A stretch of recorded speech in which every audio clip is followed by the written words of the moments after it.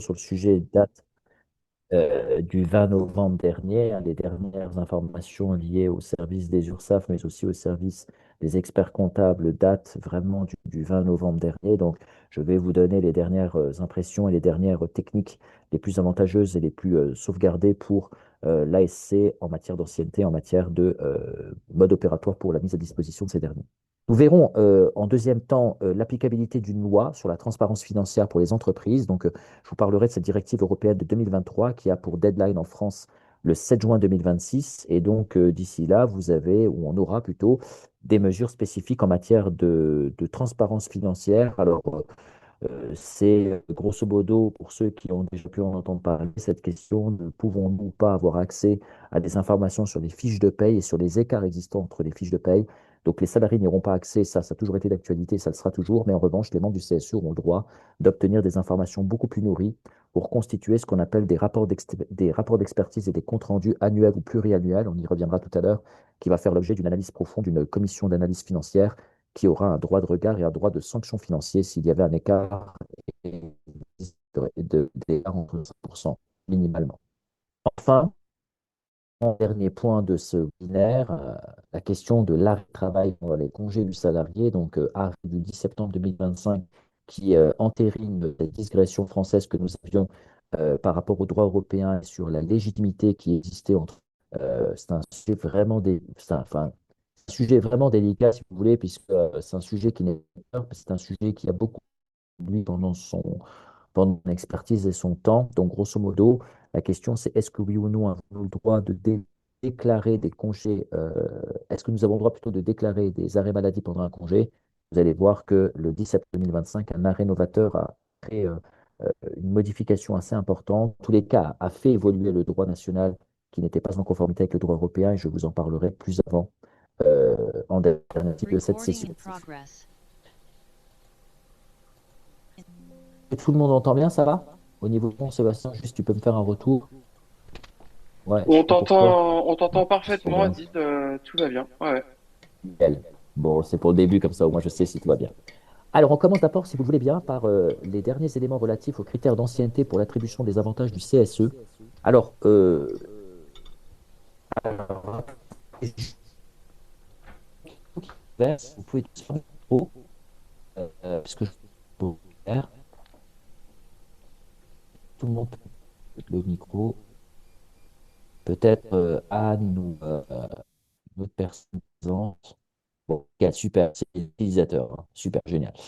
Donc, je disais qu'effectivement, pour encore des éléments, donc j'y reviens, hein. Donc je rappelle un peu la règle, je vous explique un petit peu les faits. Donc le 2 à 2024, maintenant, hein, ça date, hein. On a eu cet arrêt hein, qui a créé, entre guillemets, cette question qui n'avait jamais été posée jusqu'alors. Pouvons-nous, oui ou non, mettre en place un critère d'ancienneté pour l'attribution des ASC? Donc typiquement, il était question d'une acceptation hein, qui se faisait jusqu'alors, hein. Vous aviez un droit fondamental qui consistait à dire que eh bien, si vous aviez par exemple l'envie d'adresser certains avantages à certains collaborateurs en fonction de leur ancienneté, c'était admissible, c'était même compréhensible, je dirais, puisque voilà, si on parle par exemple des chèques cadoc ou des chèques vacances, là, les cartes cadoc arrivent à grands pas avec la période de Noël. Donc, si vous voulez, voilà, l'idée c'était de se dire, j'octroie les avantages, mais si et seulement si le collaborateur a une ancienneté minimale 2, et là on avait des tolérances de 3 à 6 mois. Donc, normalement, je pense aujourd'hui que toutes les personnes présentes aujourd'hui et de manière générale, que tous les CSE de France sont informés, je l'espère en tous les cas, je croise les doigts pour, que les critères d'ancienneté ne sont plus admissibles. Plus du tout. Donc, des critères objectifs de disparité existeront toujours, le quotient familial, le barème fiscal, les questions de rémunération pure. Ça, c'est des disparités que l'on considère comme objectives et acceptables selon les grilles indiciaires de l'inspection du travail et selon les grilles indiciaires de l'inspection de l'URSSAF. Mais le critère de l'ancienneté, l'établissement, enfin, l'inspection du travail avait considéré que c'était attentatoire à la normalité que de faire bénéficier en fonction de l'ancienneté d'un salarié. C'est ce que l'URSSAF ne validait pas, parce que l'URSSAF était d'accord sur le principe d'une ancienneté minimale, mais pas l'inspection du travail. L'arrêt d'avril 2024 a entériné ce débat. Et donc aujourd'hui, on le sait depuis avril 2024 d'ailleurs que désormais, les disparités liées à l'ancienneté ne seront plus admissibles. Sauf que la deadline du 31 décembre 2025 arrive. C'est la deadline au travers de laquelle l'inspection de l'URSSAF procédera, donc à partir du 1er janvier 2026, à l'examination de ces questions. Alors, en cas de contrôle, hein, ils pourront superviser le fait que vous ayez ou pas délivré les avantages. Après, ça rappelle la règle, il faut les, dans les effectifs, il faut être présent dans les effectifs de l'établissement au jour de livraison, eh bien, bénéficie de l'ensemble des avantages que vous allez octroyer. Je prends un exemple très concret. Nous nous rapprochons du lundi 8 décembre. Lundi 8 décembre, une livraison est prévue pour tous les salariés de l'entreprise X avec la délivrance d'une carte Cadoc. Cette carte Cadoc est à la hauteur, je ne sais pas moi, de 110 euros. Eh bien, l'ensemble des collaborateurs présents dans les effectifs au 8 décembre, pardonnez-moi, 2025, donc sous contrat, existentielle, signée, même en suspension liée à un phénomène de maladie ou autre, quoi qu'il en advienne, tout collaborateur, je dis bien tout collaborateur, même un alternant, même un apprenti, bénéficiera de l'avantage et en plus sans disparité financière. C'est-à-dire que si le carte cadeau est de 110 euros, elle le sera pour toutes et tous à partir du 8 décembre, dès lors qu'on est présent dans les effectifs. Si vous aviez signé votre rupture à compter du 7 à compter, pardonnez-moi, du 5 décembre, donc vendredi, donc demain. Si vous quittez les effectifs officiellement, je dis bien officiellement, hein, demain, dans ce cas-là, effectivement, vous n'êtes pas admissible à bénéficier de l'avantage en question. Mais si vous avez un délai de préavis qui vous maintient dans les effectifs jusqu'à la fin du mois, dans les faits, vous obtiendrez aussi votre avantage. Alors, les précisions qui ont été données, ce sont celles qui consistent à dire, mais désormais, comment on fait pour ceux qui ne sont pas présents, enfin du moins, qui ne sont pas présents au moment de la commande, qui sont présents au moment de la livraison et qui peuvent ne pas connaître de l'avantage parce que, bah, par exemple, une carte cadeau a été commandée vachement tôt, le chèque vacances, ce sera encore pire. Et donc l'idée, c'était de se dire, mais est-ce que finalement, on va être en capacité de pouvoir répondre aux besoins de tout le monde, sachant que peut-être les commandes ne seront pas possibles, ou qu'en tous les cas, le chiffre exact ne sera pas admissible. Alors, c'est les précisions qui ont été données par l'URSSAF qui valident plusieurs méthodes. La première, bah, c'est tout simplement déjà d'en commander plus que de raison. Donc, vous êtes sur un effectif au moment de la commande de 100, vous en commandez 105. Donc, vous en avez commandé 5 de plus par conscience. Après, voilà, on connaît ces entreprises, on connaît la tendance de sa société, les va-et-vient possibles ou les recrutements potentiels qu'on peut avoir. Hein. Ça, c'est chaque société qui se connaît. Mais quand on sait qu'on est susceptible de connaître des recrutements à la volée de dernière minute, on peut se dire, je recommande plus, on ne sait jamais. Sachant que là aussi, on entend que tous les prestataires se mettent à diapason pour dire que c'est un intro, ce n'est pas grave, on vous fera un avoir pour l'année d'après. Donc il y a quand même une fidélisation commerciale qui est mise en place. On ne vous remboursera pas, mais on vous mettra un avantage financier pour la récupération de l'année d'après. Donc, quelque part, on n'est pas totalement perdant, mais on n'est pas totalement gagnant non plus. Donc, c'est la première solution. Donc, vous n'aviez pas le nombre requis, mais vous aviez commandé en surnombre, tant mieux. Deuxième possibilité, c'est avoir ce qu'on en appelle une dette. Donc, c'est-à-dire que vous avez un salarié qui est présent des effectifs le 8 décembre, mais qui malheureusement au moment de la commande n'était pas là. Eh bien, on va lui dire que malheureusement par rapport aux autres, tu n'es pas bénéficiaire actuellement de ce cadeau, mais tu vas l'avoir. On manquait juste de l'information que tu as dans les effectifs et donc malheureusement, on ne peut pas te le remettre tout de suite, mais on va te le remettre. Donc vous avez une dette à son égard. Cette dette existe tout au long bah, comment dire, de sa présence dans les effectifs. Donc, si, imaginons, il faut 2 semaines pour récupérer la carte, soit au bout de 2 semaines, il l'aura. Maintenant, on pourrait imaginer un cas particulier. Imaginons que il est présent dans les effectifs le 8, mais il quitte finalement les effectifs 14 ou le 15, eh bien, il y aura une pardonnez-moi, qui restera possible à son égard. C'est-à-dire que, eh bien, il n'y a pas les effectifs. Pourtant, le 8, quand il était dans les effectifs, il aurait dû avoir la carte ad hoc. Il n'en avait pas disponible à ce moment-là. On lui a dit, on te le remettra plus tard. Il quitte les effectifs avant la remise. Il aura quand même le droit de récupérer a posteriori cette carte. Il y aura une dette existante. Quand la carte sera à la disposition du CSE, ils seront soumis à l'obligation de le lui adresser, soit par remise en main propre, soit par un courrier avec accusé de réception. Mais en tous les cas, l'exigence existera et persistera dans le temps. L'information que l'on a aussi, bon, mais ça, vous la connaissez peut-être aussi pour ceux qui ont suivi l'actualité en la matière, c'est que nous avions un doute sur la modulation des sommes.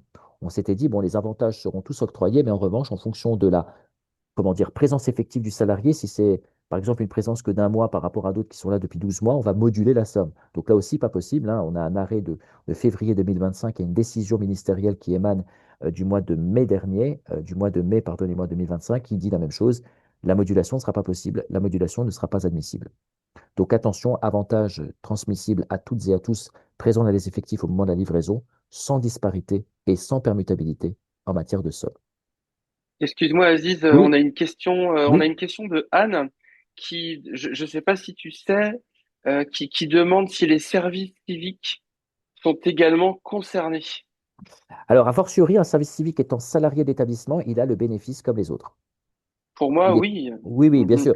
En fait, le mhm. service civique connaît une dérogation statutaire au niveau des sommes qu'on lui alloue, mais il est considéré comme salarié. Il a une expérience salariée, il est payé comme un salarié, alors avec une dérogation statutaire au niveau des finances, un peu comme un alternant ou un apprenti. Donc, il est soumis aux mêmes règles. J'ai eu cette question déjà qui a été posée. J'ai demandé effectivement au ministère, à l'inspection d'y répondre. L'inspection m'a donné ce raisonnement suivant qui est tout à fait logique, hein. Ils sont considérés comme des collaborateurs avec des dérogations statutaires au niveau financier. Le texte, enfin du moins l'arrêt nous dit bien que tous les collaborateurs sont considérés comme étant bénéficiaires. Donc un collaborateur, c'est même un collaborateur en service civique, dès lors qu'il est collaborateur. Ok, Voilà, merci, Aziz. pas de souci. Est-ce qu'il devait y avoir d'autres questions? Peut-être qu'on peut le faire ainsi, plutôt que attendre les 15 dernières minutes où on pourra quand même faire un récapitulatif et des questions additionnelles. Mais peut-être voir comme là, j'avais pas d'autre chose à vous dire, hein, parce que c'est du su et du reçu. Donc voilà, est-ce qu'il y a des petites questions ou des questions généralistes peut-être sur le sujet? Non? Pas bien? J'ai pas Bon, d'autres questions dans le chat, hein, mais en effet, hein, si nickel. quand vous avez des questions sur ce que Aziz est en train de dire, n'hésitez pas à l'écrire directement dans le chat et puis on prendra les questions au fil de l'eau. Ouais. Euh, je dis quand même une chose, quand même par acquis de conscience, parce que la question m'a été posée. Il faut quand même savoir une chose, hein, je vous le dis parce que l'information m'a été remontée par deux CSE différents depuis lors, et malheureusement, bah, la réponse, elle n'est pas super, enfin, elle n'est pas super. Elle est ce qu'elle est, mais en tous les cas, il faut savoir qu'un collaborateur, hein, contrairement à ce qu'on pense, on dit souvent ben, il y a une tolérance pour l'acceptabilité de ce critère d'ancienneté jusqu'au 31 décembre 2025. Alors, ce n'est pas tout à fait vrai, mais ce n'est pas tout à fait faux non plus. Il y a bien un critère d'acceptation qui consiste à dire que l'URSSAF ne prendra pas en compte cette disparité entre ceux qui ont une ancienneté dans les entreprises et ceux qui n'en ont pas par rapport à l'octroi des avantages. C'est-à-dire que l'application de l'arrêt, la prise en compte de ne pas regarder l'ancienneté d'un salarié, c'est valable pour l'inspection de l'URSSAF jusqu'au 31 décembre 2025. Ils n'y regardent pas. À partir du 1er janvier 2026, ils y regardent. Mais le problème, c'est que vous avez le droit de faire une demande à l'inspection du travail pour rupture d'égalité de traitement pour que l'employeur, pardonnez-moi, que le CSE se soumette. Mais vous avez aussi, et c'est important et je le répète, la saisie d'un juge. Ça veut dire que si un collaborateur ou un groupe de collaborateurs vous dit entre le mois d'avril 2024 et le 31 décembre 2025, j'ai fait partie des effectifs, mais je n'ai pas eu les mêmes avantages que tous les autres, eu égard à ce critère d'ancienneté, devant la justice, vous perdrez. Vous ne pourrez pas dire qu'il y a une tolérance qui est valable jusqu'au 31 décembre 2025. La tolérance, elle est valable que sur requête de l'URSSAF, mais pas sur requête judiciaire, pas sur requête auprès du tribunal judiciaire. C'est très important ce que je vous dis. Attention, n'oubliez pas, vous êtes pour la plupart, j'imagine, membre d'un CSE. Il y a ce qu'on appelle la requête administrative devant les autorités qui sont soit les inspections d'URSSAF, soit les inspections du travail en fonction des requêtes qui vous animent. Mais vous avez aussi ce qu'on appelle après les requêtes judiciaires. Donc ce n'est plus administratif, c'est judiciaire. Et là, le tribunal compétent pour les ruptures d'égalité de traitement, c'est le tribunal judiciaire. Et donc, un collaborateur qui estime qu'il a été blâmé dans ses droits parce qu'il a fait partie des effectifs depuis, alors, tout ce qui se serait passé avant le mois d'avril 2024 ne passerait pas. Mais à partir du mois d'avril 2024 jusqu'au 31 décembre 2025, il n'a pas bénéficié des mêmes avantages que tous les autres parce qu'il n'avait soi-disant pas d'ancienneté comme les autres. Il peut faire ce qu'on appelle une action collective et se monter un dossier avec un juge, enfin, avec un avocat devant un juge, et là, il gagnera, hein. Ça, faut surtout pas l'oublier, hein. D'ailleurs, l'affaire de 2025, l'affaire de février 2025, qui a mis en avant cette différenciation qui n'était pas admissible en matière de modulation des sommes, rapporte la preuve qu'effectivement, le juge, lui, il est toujours saisi et potentiellement saisissable.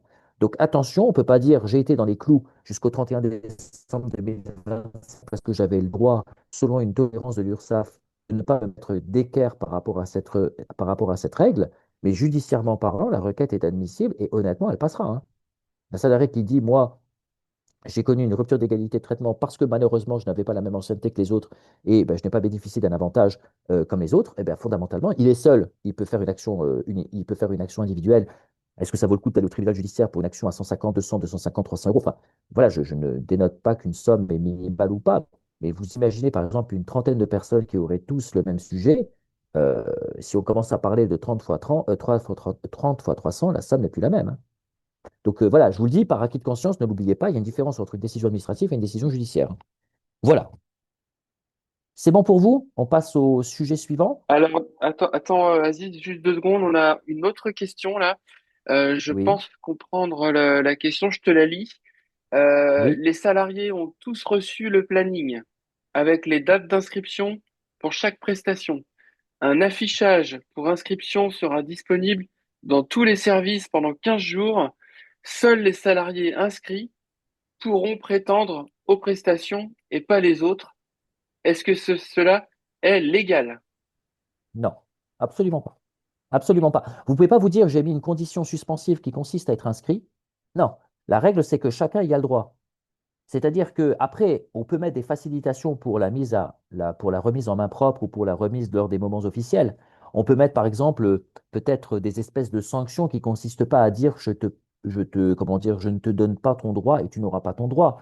En revanche, vous pouvez mettre en place, par exemple, là vous avez dit un affichage officiel pour une inscription technique et puis bah, voilà une remise en main propre qui aura lieu tel jour et tel jour. Si le salarié ne s'est pas manifesté, il devra attendre un moment qui nous sera loisible. Ça pourrait être 6, 8, 12 mois plus tard.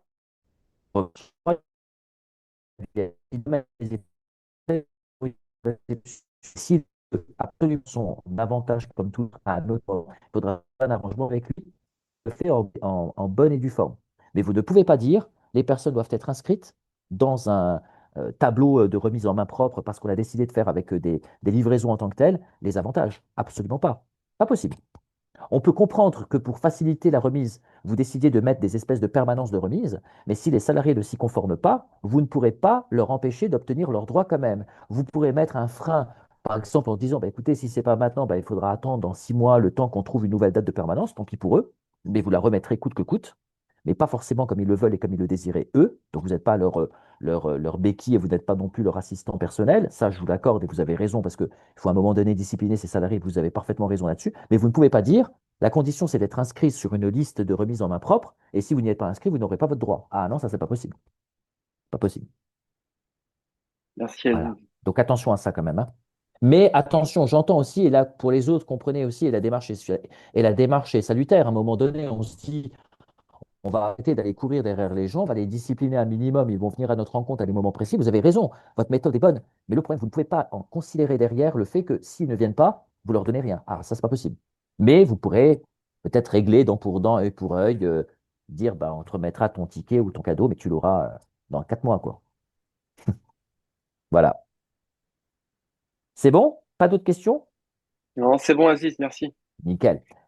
Alors voilà l'élément qui était le plus important à mon avis jusqu'au enfin là, ça fait un an, hein, on n'arrête pas d'en entendre parler tous les jours il y a enfin pas tous les jours vraiment mais régulièrement on a des nouveautés donc là je pense qu'on a vraiment tout vu et voilà j'en avais déjà parlé me semble-t-il dans un autre webinaire il y a quelque temps en arrière donc voilà au cas où il y a des webinaires qui se regroupent et qui se recoupent parfois donc n'hésitez pas à recouper les données.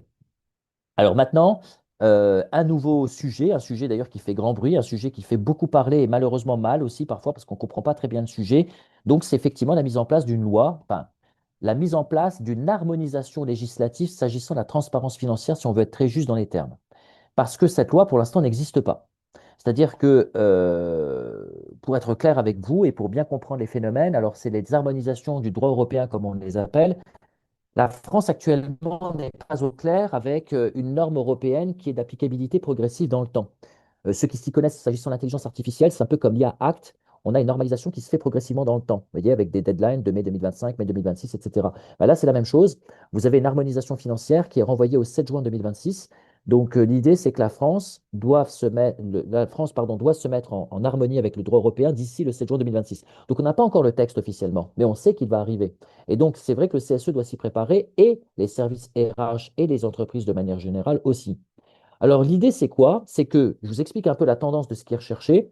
On a estimé que des disparités dans les salaires existaient de manière assez péremptoire en France et en Europe de manière générale, mais en France surtout, hein. Il faut quand même savoir qu'au niveau national, on a quand même des statistiques assez importantes de ces disparités existentielles. On a un droit social très puissant parce qu'il est extrêmement protecteur des salariés et pourtant, bizarrement, si on regarde les disparités de salaire entre les collaborateurs des territoires internationaux, on se rend compte que la France est quand même assez douée. Donc, pour le coup, en tous les cas, pas pour de bonnes raisons. Encore une fois, la France, par rapport à d'autres, je sais pas, il y a des pays, par exemple, qui vont mettre en avantage majeur le caractère communautaire du pays où on est. Donc voilà, une priorisation salariale pour certains plutôt que d'autres. Après, on n'y adhère pas. Mais vous voyez, là, il y a une condition une condition objective, acceptable ou pas, c'est une question. Mais en tous les cas, il y a une condition objective. Certains pays le font. Nous, on a des disparités entre nous, même si on est effectivement dans la même, comment dire, harmonisation nationale. Donc, l'idée, c'est qu'à un moment donné, on essaye de lutter contre ces disparités. Et évidemment, vous l'avez compris, le message subliminal, c'était la lutte pour les disparités hommes-femmes. Alors, ce n'est pas la seule raison, j'insiste, parce qu'on entend souvent ça sous la forme suivante. Il y en a qui disent que cette loi avait pour objectif de compléter un petit peu plus l'index paritaire homme-femme et pour mettre un peu plus en avant l'égalité des chances et l'égalité de traitement homme-femme. Alors, ce n'est pas tout à fait vrai et ce n'est pas tout à fait faux, parce que c'est vrai que dans la physionomie du législateur européen à ce moment-là, c'était de continuer encore un peu plus son œuvre de lutte dans les disparités hommes-femmes, mais aussi les disparités entre les personnes tout court. L'idée étant que on ne peut pas avoir des disparités liées à quelques phénomènes qui soient. Nous, en France, par exemple, on a 26 critères de discrimination retenables, mais fondamentalement, en Europe, on considère qu'un salarié faisant la même chose qu'un autre ne doit pas avoir de disparité dans le salaire. Et s'il y a une disparité dans le salaire, il faut qu'il y ait une raison objective justifiée. Par exemple, le critère retenu par le législateur européen, mais plus généralement par les législateurs, quels qu'ils soient dans tous les pays d'Europe, c'est le fait de se dire qu'on peut distinguer un salarié en fonction du poste qui est le sien. Demain, vous avez un salarié qui fait la même activité que vous, qui a la même ancienneté que vous et qui n'a pas le même salaire. L'idée, c'est de se dire, bah, cette personne a une progression particulière liée à un phénomène qui doit être palpable.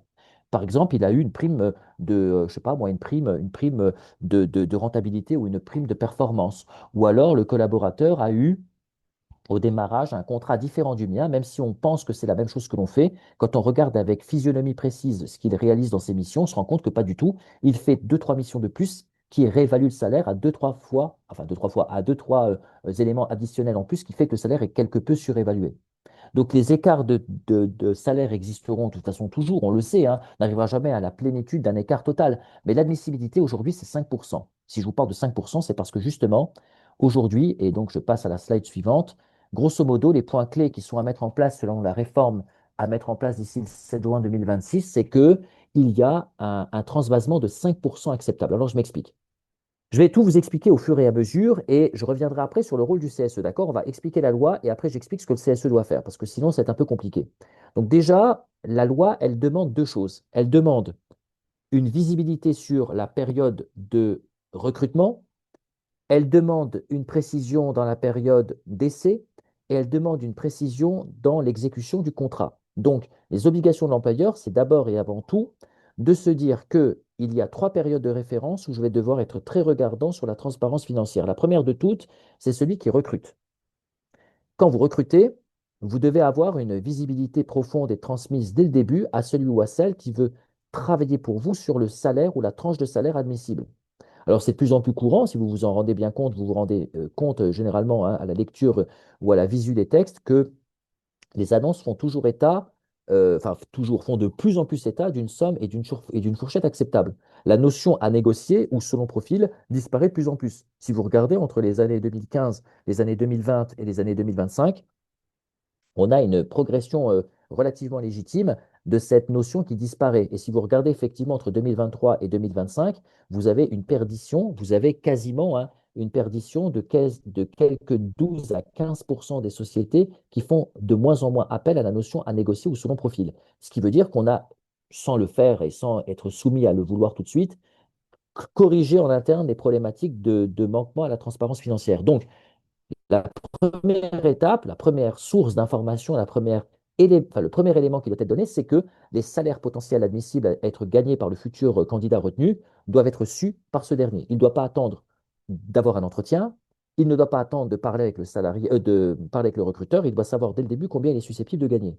Ceci permettra d'éviter ce qu'on appelle les fluctuations de négociations salariales pendant les entretiens, parce qu'il est plausible que l'entretien, par exemple, faisait état d'un poste qu'elle est ramené entre 40 et 45 000 euros bruts annuels. Puis finalement, on apprend que ce même salarié touche 47 à 49 000 euros bruts annuels. Donc là, ce n'est pas possible. Ça veut dire qu'il y a une information qui a manqué. Ça veut dire on a présenté une offre d'emploi, mais une offre d'emploi qui n'était pas tout à fait éclaircie ou éclairante par rapport à ce qu'elle est arrivée. Donc, selon cette obligation, selon cette notion.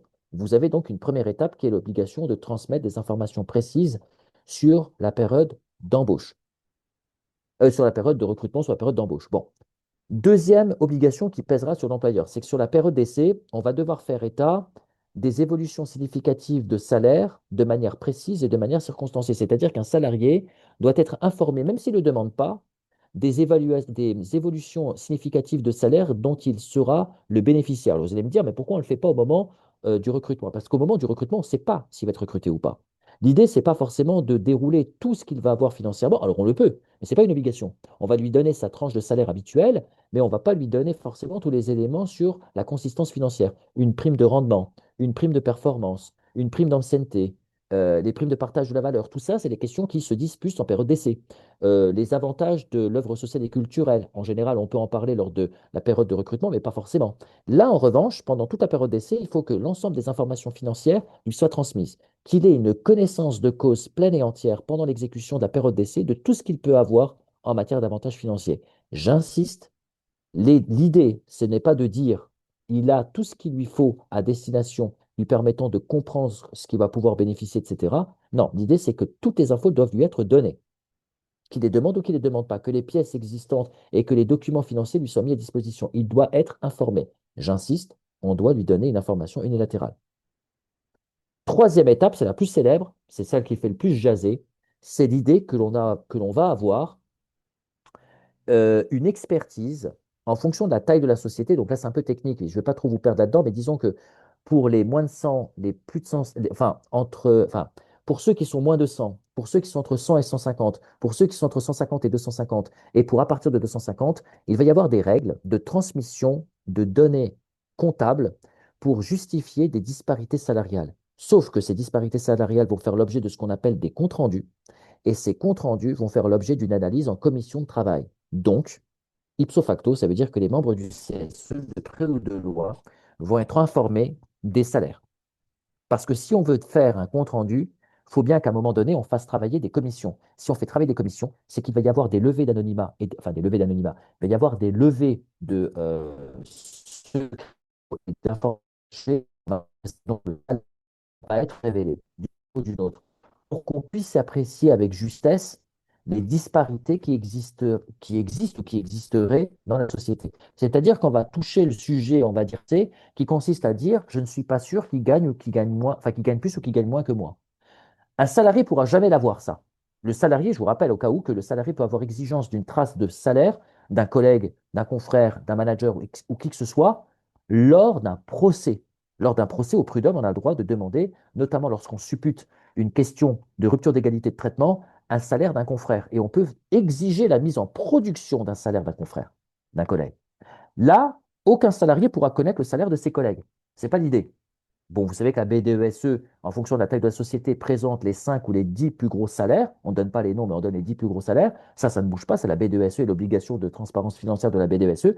Mais aujourd'hui, avec cette notion de norme européenne, ce qu'il va y avoir, c'est que les membres du CSE et les membres du CSE seulement vont analyser les disparités financières qui existeraient et vont travailler sur la récupération des pertes financières que l'on a en fonction du sexe, en fonction de l'ancienneté, en fonction de certains collaborateurs peut-être liés à un absentéisme puissant, un présentéisme puissant, une homogénéité puissante, etc.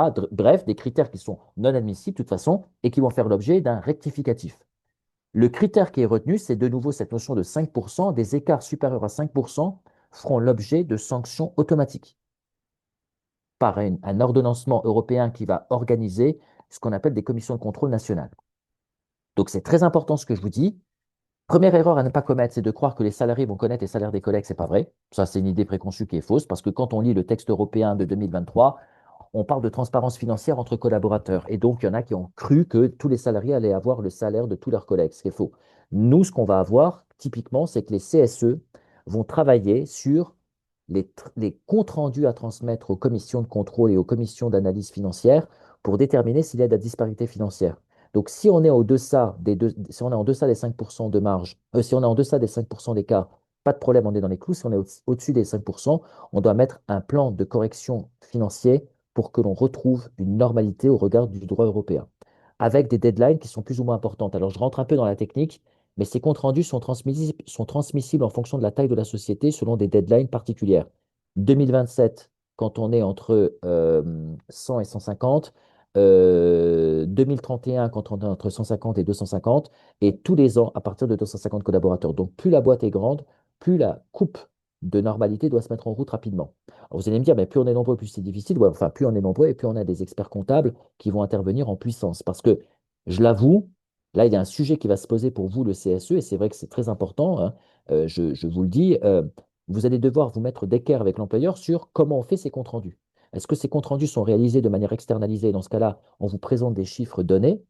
Ou est-ce que vous êtes partie prenante à l'analyse des disparités financières? Et dans ce cas-là, vous faites partie intégrante de la correction en temps et en heure, sans être sûr, enfin, en étant parfois, pardonnez-moi, en étant sûr de la connaissance exacte des chiffres de chacun et de la connaissance exacte des salaires de chacun.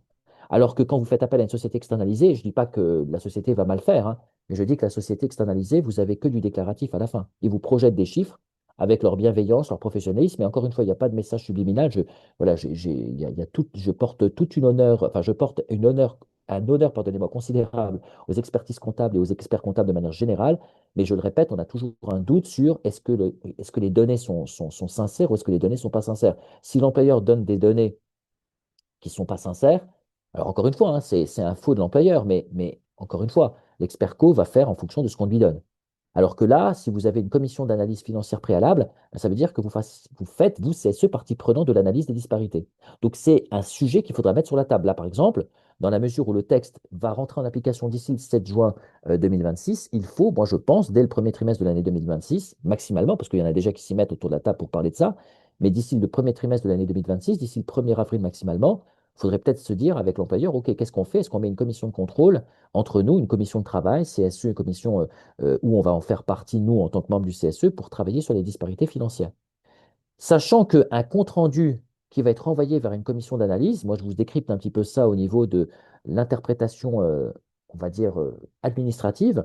Si un CSE met sa griffe pour dire j'ai participé à cette étude de disparité financière, l'administration est plus, je dirais pas laxiste, attention, hein, je n'utiliserai jamais un terme laxiste, attention, jamais.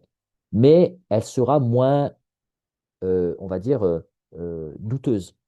Vous voyez, si vous dites qu'une analyse a été faite et que les personnes qui ont fait cette analyse sont des comptables ou des experts comptables de l'entreprise, évidemment, ils ont toutes les valeurs probantes en tant que professionnels, mais vous savez que votre rôle en tant que CSE, c'est d'être le garde-fou de tout abus ou de toute dérive. Donc, si vous dites que vous avez fait partie de la commission d'analyse financière pour déterminer les ruptures d'égalité de traitement existantes et que si vous dites qu'on n'a que 12 cas où on a des disparités de plus de 5% d'écart, on aura plus tendance à vous croire ou à croire l'entreprise parce que le CSE a mis sa griffe dessus.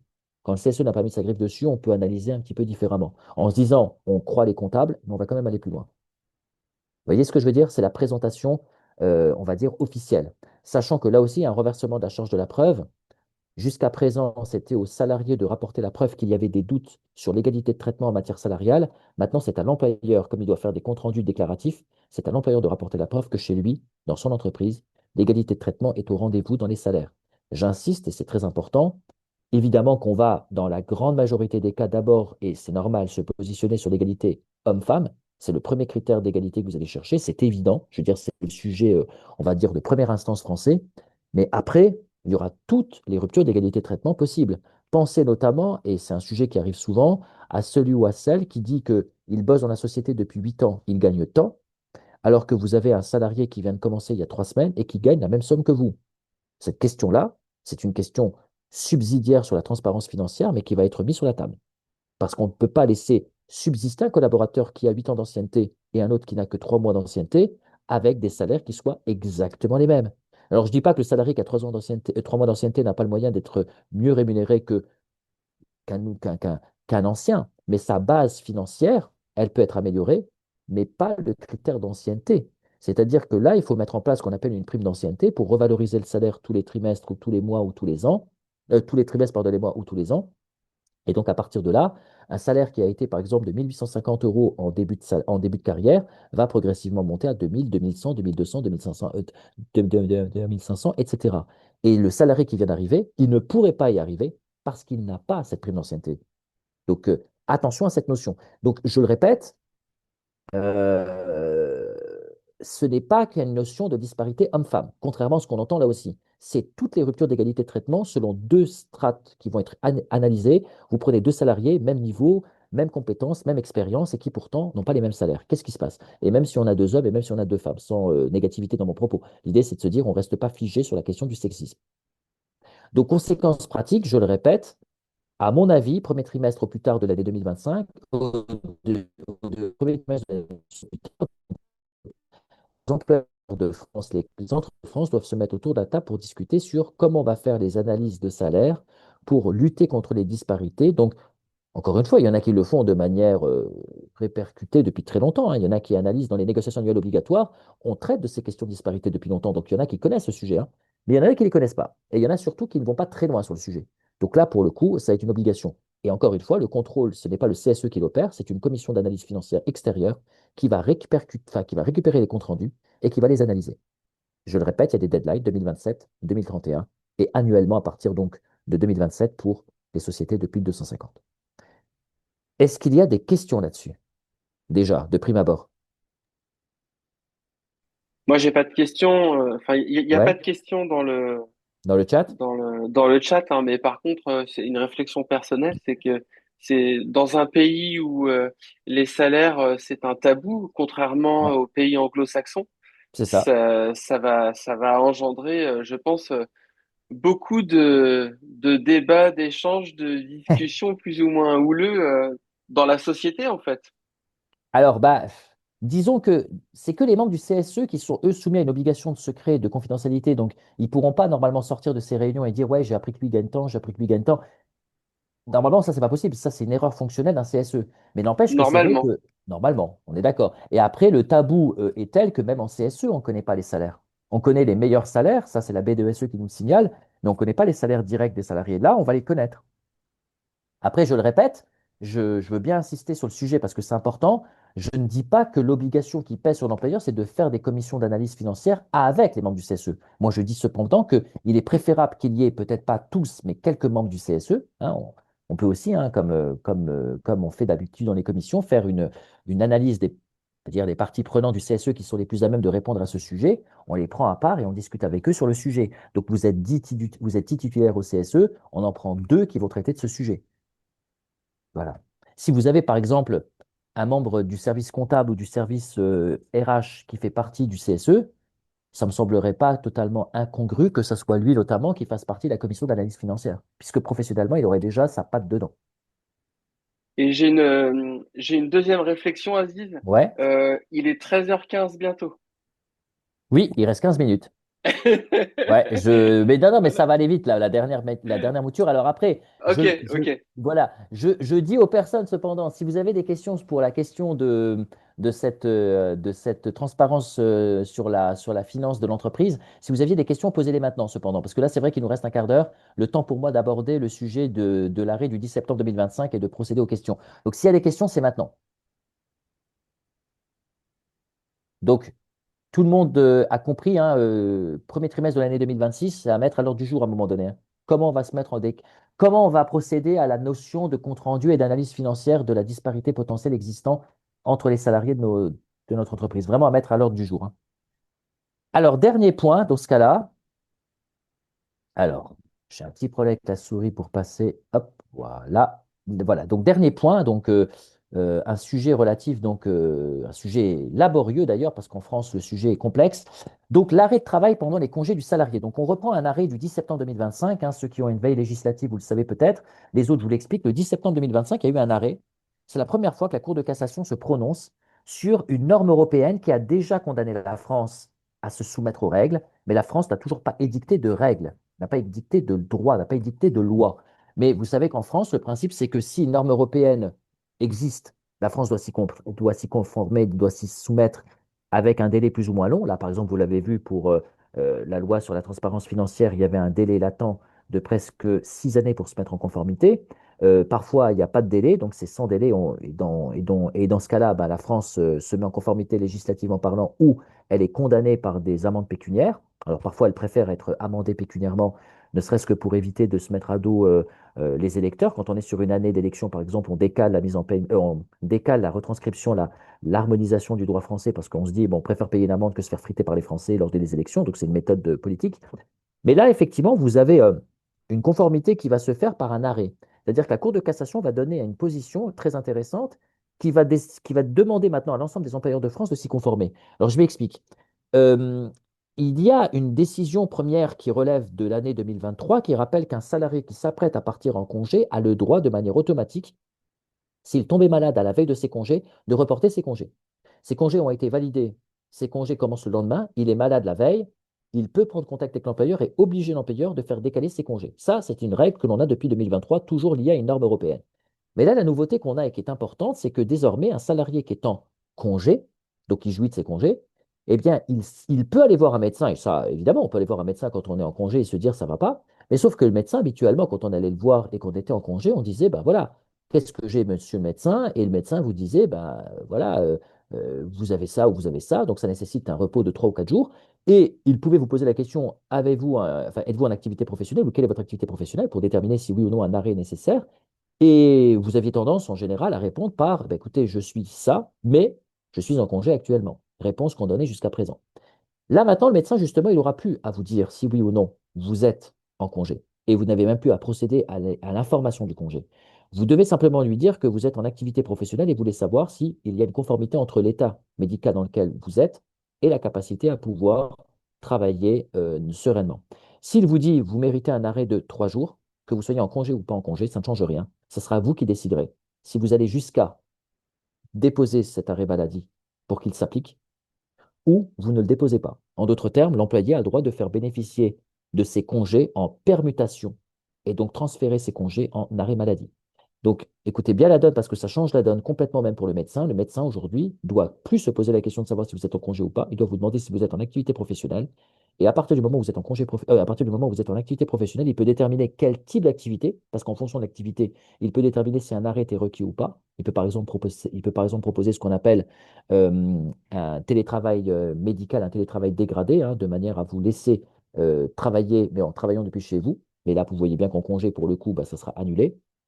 Mais en revanche, s'il estime que votre maladie est non conforme aux attentes effectivement d'un collaborateur en tant que tel, eh bien, il sera obligé de vous mettre un arrêt de travail. Et cet arrêt de travail, libre à vous, puisque vous êtes en congé, de le déposer à votre employeur ou pas. Là, la règle en revanche restera la même, c'est vous déclarez à votre employeur sous 48 heures de votre arrêt maladie pour que vous puissiez avoir la permutation de vos congés en arrêt maladie. Donc vous aviez 15 jours, hein, vous étiez en vacances du 1 au 15 août, par exemple, mais sauf que pendant ces congés, en plein milieu, vous tombez malade, qui va vous faire en sorte à ce que vous auriez un arrêt de travail du 6 au 10, eh bien ces 4 jours qui sont des jours ouvrés, vous avez le droit de les transmettre à votre employeur pour qu'il passe non plus en congé, mais vous les transmettez en arrêt. Donc on vous renvoie 4 jours que vous pourrez réutiliser dans l'année en cours et qui pourraient être renvoyés d'ailleurs jusqu'à 15 mois après. Parce qu'il y aura une règle d'application un peu particulière en fonction des deadlines des congés. Donc l'idée, c'est qu'on peut transvaser des jours que l'on n'a pas pu prendre sur un délai de 15 mois, parce que ce sont des congés un peu particuliers, puisque ce sont des congés reportés pour effet de maladie. Donc, important de le préciser. Donc là, la règle en tant que CSE, c'est que normalement, l'employeur, hein, s'il avait... alors attention, il n'y a pas de critique, hein, sans négativité, je vous dis juste que l'employeur aurait dû, normalement, depuis le 1er octobre, je pense, bon, normalement, la justesse est au 11 septembre, hein. Dès le lendemain, il aurait dû dire, attention, modification des règles selon l'arrêt de la Cour de casse. Mais bon, une veille législative à la minute, c'est quand même assez complexe.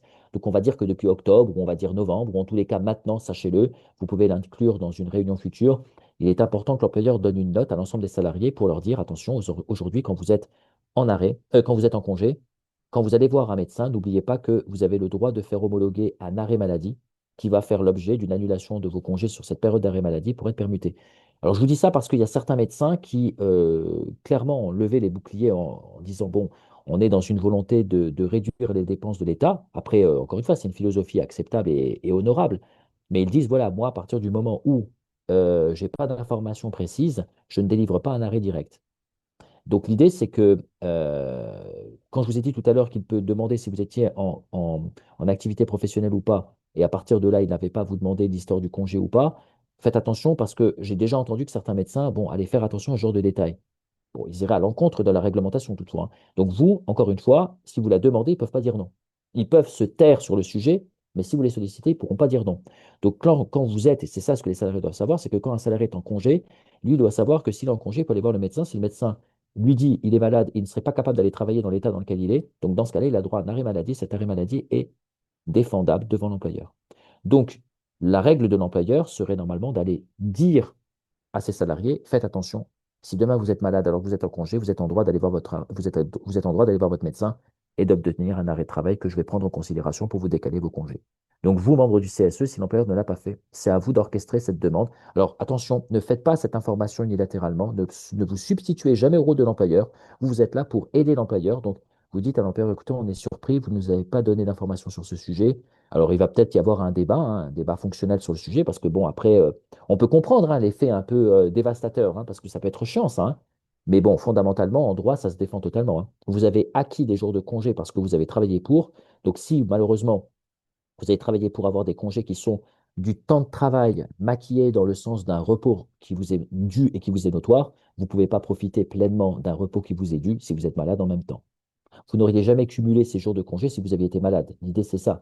Donc, si vous aviez été, pardonnez-moi, absent. Donc, dans les faits, encore une fois, c'est le travail qui a permis ce droit au congé. Donc, à partir du moment où le droit au congé est dû, s'il y a un effet qui vous empêche de les prendre, on ne peut pas, enfin, d'en profiter, parce que là, vous les prenez, mais vous n'en profitez pas. Donc, c'est là où on dit, attention, les congés, c'est fait pour se reposer selon le droit au travail, enfin, selon le droit du travail que vous avez appliqué pendant un an, 2,5 jours par mois exécuté. Donc là, on remet tout ça en question à cause d'une maladie. Donc encore une fois, j'insiste, dans la question du droit, c'est totalement admissible, mais dans la question de la moralité, l'employeur va se dire, écoutez, c'est lui et sa chance. Et on peut l'entendre aussi. Mais là, malheureusement, il n'a pas son mot à dire. Il peut débattre avec vous, il peut faire état de son caractère négatif, et je l'entends, encore une fois, c'est tout à fait admissible, mais malheureusement, il n'a pas le choix là. Donc ça, vous, c'est ceux d'interpeller en cas de besoin. Voilà, j'ai fini ma présentation et je me pose la question de savoir si vous avez vous-même des questions. Alors, Alors écoute, Aziz, on n'a pas eu beaucoup de questions, on n'a pas beaucoup de questions aujourd'hui dans le chat. d'accord. En revanche, on a plutôt un témoignage Ouais, d'une personne qui doit travailler dans le milieu de la santé, probablement d'un hôpital ou voilà, et qui ouais, revient sur la transparence, le sujet de la transparence vis-à-vis ouais, des salaires. ouais. Est-ce que tu peux laisser la dernière slide, Ah, s'il te plaît, pardon. Aziz? Oui, oui, Parce que oui. ça, on a les coordonnées Ah, d'ADM, on a le pardon, numéro de pardon, pardon, pardon. téléphone, et puis on a les trois points qui ont été abordés aujourd'hui par D'accord. toi. Ouais, Merci, Aziz. pas de Donc problème. voilà, je lis le témoignage tel qu'il est écrit. Dans mon établissement, pour recruter des infirmières, à salaire quasi égal aux anciennes, on a accordé en fait, oui, un salaire quasi égal aux anciennes. Voilà. Ce Ouais, qui a engendré des conflits, ouais. les infirmières ayant, pour certaines, 10 ans d'ancienneté, on se sont vues avoir finalement le même salaire que Hmm, des infirmières qui arrivaient. On peut comprendre la difficulté de recrutement actuellement dans ce secteur d'activité-là, et donc les problèmes que ça pourra engendrer concrètement en 2026, du coup, ouais. par rapport à ce que tu nous as dit. Alors, merci pour le témoignage. Effectivement, le milieu médical est un milieu qui est particulièrement connu pour ses difficultés de recrutement. Et donc, on sait que si on ne s'aligne pas avec les autres, on ne recrutera pas. Mais moi, le problème, c'est qu'il y a des salariés qui sont là depuis longtemps, qui, eux, ont travaillé à des moments précis et où honorablement ils ont évolué. Et ils peuvent être choqués. Mais alors, c'est propre au médical, mais aujourd'hui, franchement, je l'entends dans tous les milieux. Voilà, je fréquente tous les milieux, ils me le disent tous. Mais c'est vrai que le milieu médical, sans doute, est un milieu encore plus particulier. Alors, c'est vrai que voilà, ce témoignage est juste et vous avez raison, ça va créer de gros problèmes pour 2026 et cette loi. En fait, la logique veut qu'un salarié qui est nouvellement embauché, il y a une méthode qui doit peut-être nous inspirer et qui vient de Finlande, c'est qu'un salarié qui vient d'arriver, on peut comprendre que le booster à venir, il faut qu'il ait une espèce d'attrape, comment dire, d'attrape intérêt, quoi. On doit le catcher, on doit le choper. Mais ce n'est pas le principe de lui proposer une rémunération disproportionnée par rapport aux anciens, puisqu'il est évident que quelqu'un qui a 10 ans de boîte, dans le principe de l'égalité de traitement et même de la conformité et de la justesse de la bonne foi contractuelle, on ne peut pas dire vous avez 10 ans de boîte, je vous paye tant, lui vient d'arriver, il touche le même salaire que vous. On ne peut pas se dire ça. Donc il faut qu'à un moment donné, soit la prime d'ancienneté soit évolutive suffisamment grandement pour créer un salaire qui peut être le même. Si le salaire de base est de 1850 euros et que le nouvel arrivant il est aussi à 1850 euros, bah écoutez, tant pis. Mais en revanche, on a une prime d'ancienneté. parce qu'il y en a un qui a la prime d'ancienneté de 10 ans, l'autre n'a pas. 10 ans d'ancienneté, ça fait que ton salaire est revalué à 10, 15, 20, 30%. Et donc, c'est ça qui va faire cette rupture d'égalité de traitement majeure, mais liée à une ancienneté. On valorise l'ancienneté. Mais il y a une autre méthode, alors je vous le dis, pour recruter les personnes qui ont comment dire, qui ont du mal avec l'acceptabilité de commencer bas et d'évoluer comme tout le monde, c'est ce qu'on appelle le bonus d'entrée. Ça, c'est typiquement anglo-saxon aussi, mais finlandais. On a un grand exemple en Finlande de ça. C'est que on peut comprendre que quelqu'un ne veuille pas signer chez nous parce que justement, eh bien, il n'a pas l'envie de travailler dans les conditions qui sont celles qu'on lui propose au début et il se dit, je mérite plus. Alors, c'est pas sympa pour les anciens et les anciennes, mais on peut le comprendre. Et alors, dans certaines boîtes, et notamment en Finlande, on fait ce qu'on appelle un bonus d'entrée. C'est-à-dire qu'en fait, on donne une somme forfaitaire assez alléchante, ce qui fait que le salaire, lui, reste celui qui était prévu de début, mais on lui donne une somme additionnelle de démarrage, une somme qui lui dit, voilà, viens chez nous parce que tu as ça, un bonus d'entrée.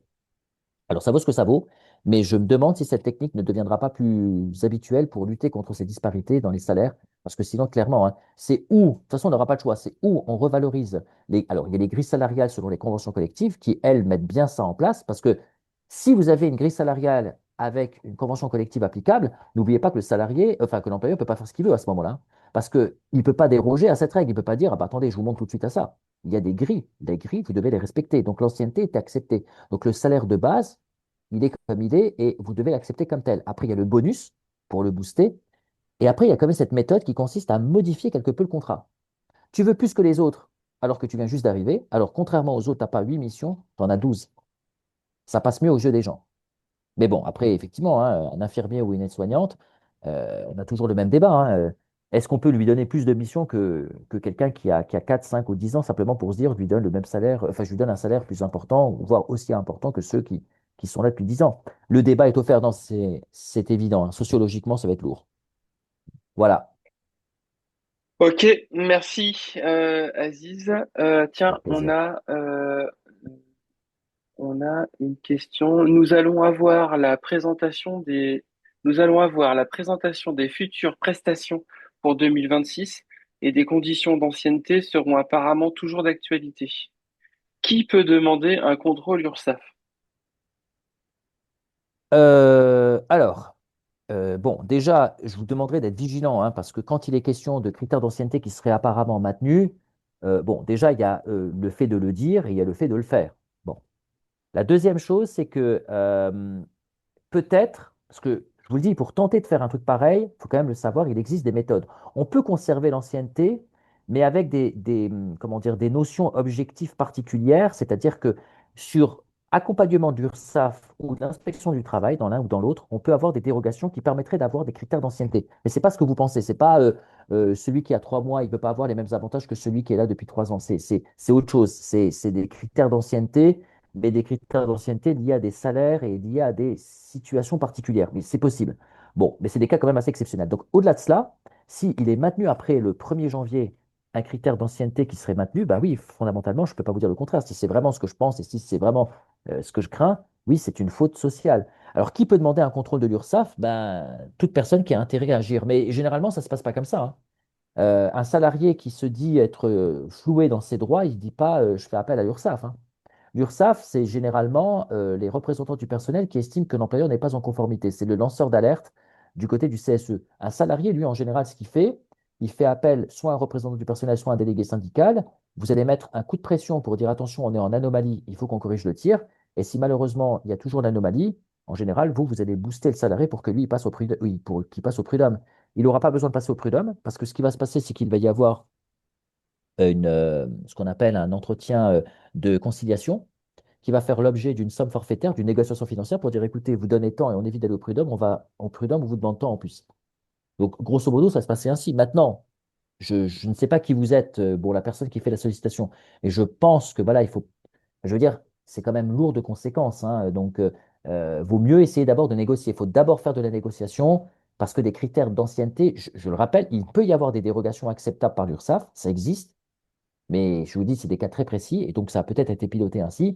Mais je vous dis, il faudrait peut-être pas tout de suite aller sur la dénonciation. Je veux dire, être lanceur d'alerte, oui, mais être lanceur d'alerte après avoir tenté de réfléchir avec l'employeur à qu'est-ce qui se passe et pourquoi on fait ça.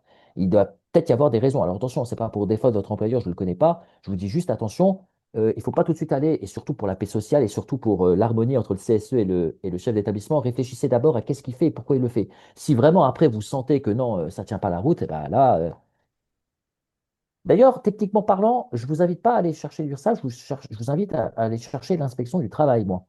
Parce que c'est une conformité réglementaire qui est basée sur le droit du travail. À la base, en fait, n'oubliez pas que ce n'est pas l'URSSAF qui a demandé hein, cette lutte contre la problématique de l'ancienneté. Ce n'est pas une décision de l'URSSAF, ce n'est pas l'URSSAF qui l'a demandé, hein. C'est l'inspection du travail. C'est une décision de l'inspection du travail qui a dit à plusieurs reprises qu'il n'était pas normal que des critères d'ancienneté existent.